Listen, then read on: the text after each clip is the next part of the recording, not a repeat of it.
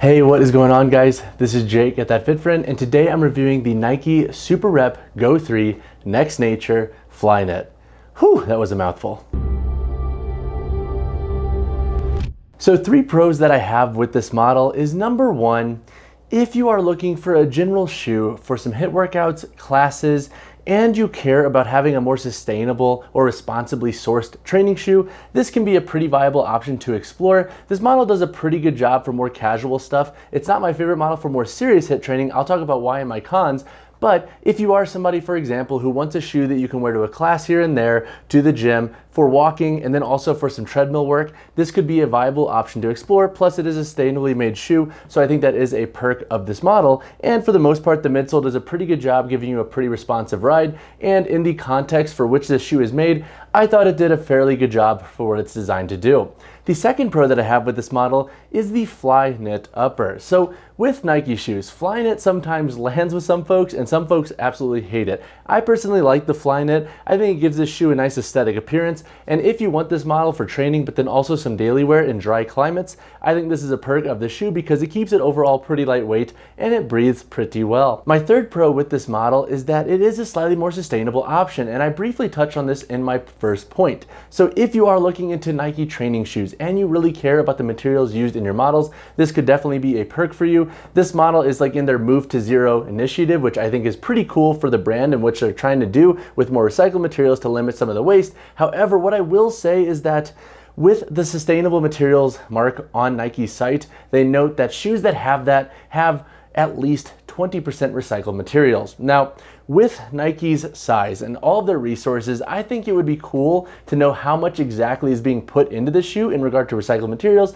and what is specifically recycled. So while I like that this model does have sustainable materials, I think it would be cool if Nike gave a little bit more detail into how much and what is in this model, because I think it would be cool to then see the progression of how they continue that move to zero with their initiative.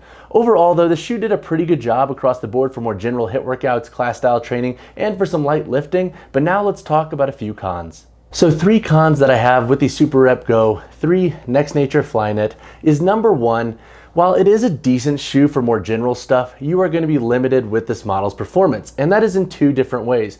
Number 1, with the outsole, you only have rubber tread covering some parts of the forefoot and back here on the heel, so you have a lot of exposed foam. This is an issue for 2 reasons. Number 1, if you're training on turf and you're really trying to cut with this model, I was having slip in the shoe, so it is definitely not the best model for training on turf. And then number 2, if you're training outdoors and you're doing a lot of multi-directional work, that can really cut into the shoe's foam. So if you're walking outdoors, I don't think the breakdown issue is going to be there, but if you're doing extensive workouts, then I would definitely be concerned with this shoe. The second reason why this model lacks for more serious training is due to the upper. So I like the upper from a more casual standpoint, and it hugs the foot pretty well. But when you're doing like lateral explosive work and you're catching yourself and absorbing your landing, you do get a little bit of foot overhang in this model, and that typically tends to be the case with Flyknit in training shoes, especially made from Nike. We saw that with, like, for example, the Nike Flyknit Metcon. I like that model, but it did have some limitations in regard to its upper security. The second con that I have with the shoe is the lacing system. So in this model, we don't have traditional laces. We have these like mesh knit loops here serving as our core eyelets. While I have yet to run into durability issues yet with this model, it was an issue in the Reebok Speed 21 TR that featured a similar lacing system. So if you are going super hard in the shoe, or even if you have a high arch and you're putting a lot of stress into this midfoot, I could see that being a problem, so definitely keep an eye on that in this shoe.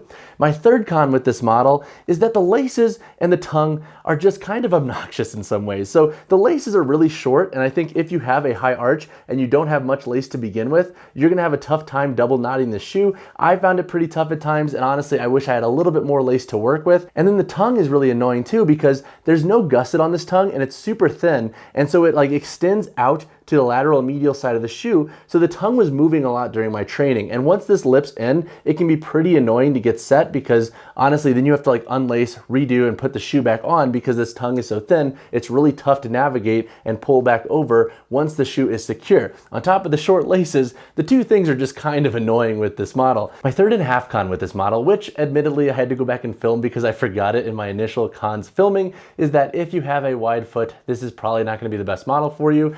This model has like your stereotypical, pretty narrow Nike toe box. So if you do want more toe box room for more toe splay, I would say probably pass on this model. But overall, those are the cons I have with this shoe. It's interesting, it performs okay from a casual standpoint. I like that it has some sustainable materials. It would be cool if they disclosed how much, but overall, it can be an okay shoe. But now let's talk about its performance. So when chatting on the performance of the Nike SuperRep Go 3 Next Nature Flyknit, that is the last time I'm saying that full thing out loud in this video. I'm gonna break this section into a few different parts. I'm gonna talk about lifting, versatile training, shorter runs, and then daily wear. In regard to lifting, this model will be okay for more light to moderate stuff. If you plan to use them for like accessory days or some like light kettlebell or dumbbell work, this model will work. If you want to use them for bodyweight training, this model will excel too. But if you plan to go heavy with any of your lifting, especially with a barbell or a machine, this model will be capped for two reasons. Number one, that midsole is going to compress on you. So as you can see, we don't have a ton of stability through this midsole. Great for jumping, great for HIIT and plyo work, but it's going to lack stability for heavier training. The second reason is with the lacking rubber tread on this outsole. Honestly, like I'm not a big fan of how this shoe felt on things like leg presses and hack squats where you can slide out at heavier weights. That could definitely be problematic. So if you want a shoe for dedicated lifting, this may not be the best bet for you. In regard to versatile training, the shoe does okay. And I've talked on this already in this video, but I think for like the casual class, for the casual HIIT workout, the shoe does a pretty good job, especially if you're working out on rubber gym floors or wooden floors. So this model will excel in those contexts. The upper does an okay job at security. It lacks if you're getting super serious.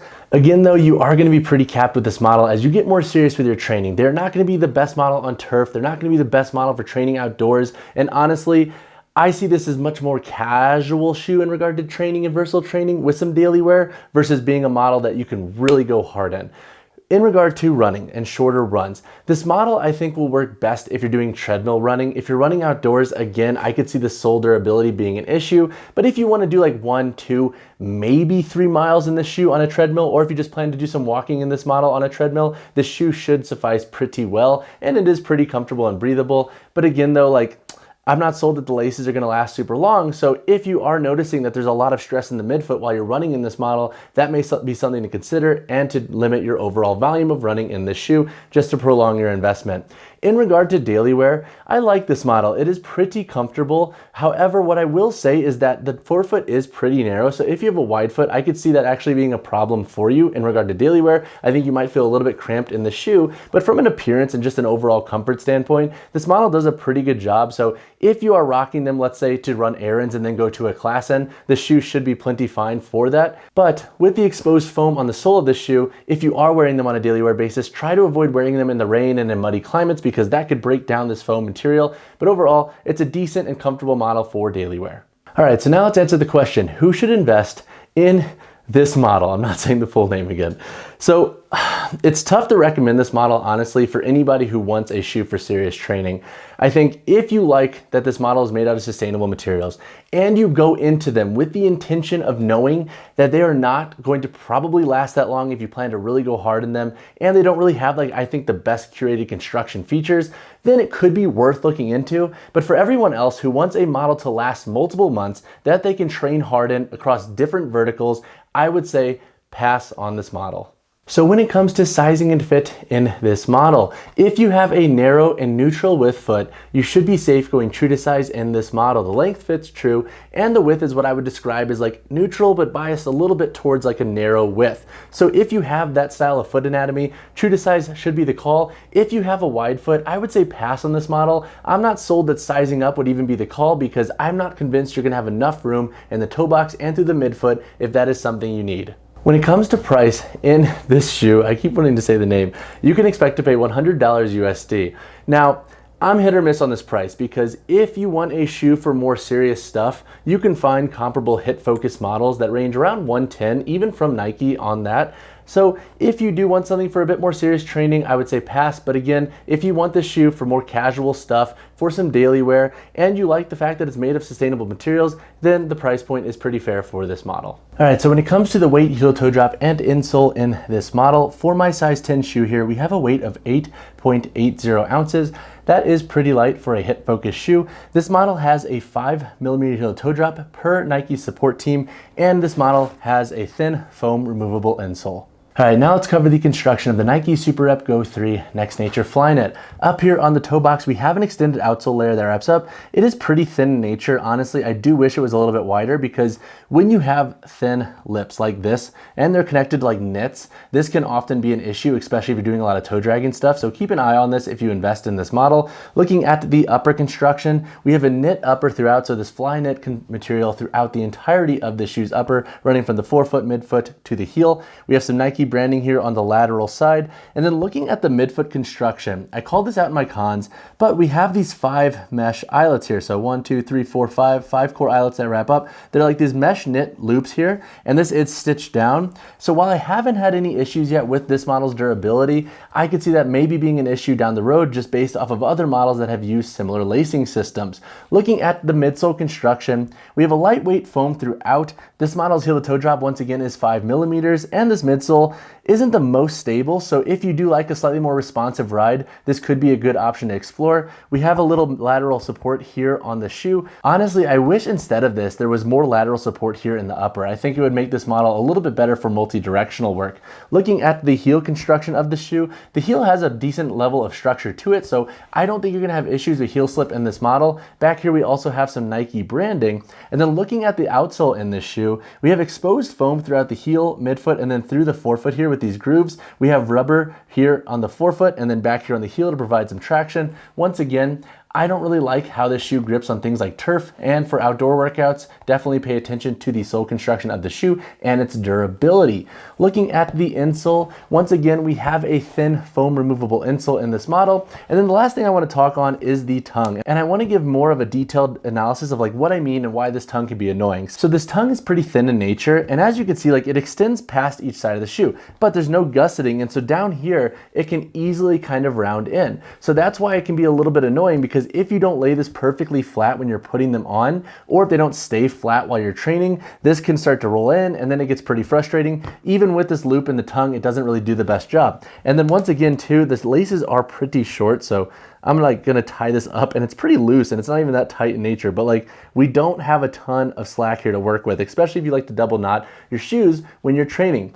Overall though, those are the construction details to note in this model. Once again, this model is made with at least 20% of recycled materials per Nike site. But if you have any questions on the construction of the shoe, drop a comment down below. All right guys, that wraps up my review on the Nike SuperRep Go 3 Next Nature Flyknit. Overall, this shoe is interesting. I don't think it's gonna be your best bet for long-term durability and for serious training. However, if you like the look of them and if you want it going into this model, knowing that it's gonna be better for casual stuff and more daily wear, and you also like that this model is built with sustainable materials, then I think it could be a good option to explore. Plus, I do think this shoe is an interesting and good step for Nike in regard to building more responsibly sourced HIIT-focused training shoes. If you have any questions on this model, drop a comment down below or reach out to me personally, whichever you prefer. And as always, drop a like on the video, subscribe to the channel. I'll see you in the next one.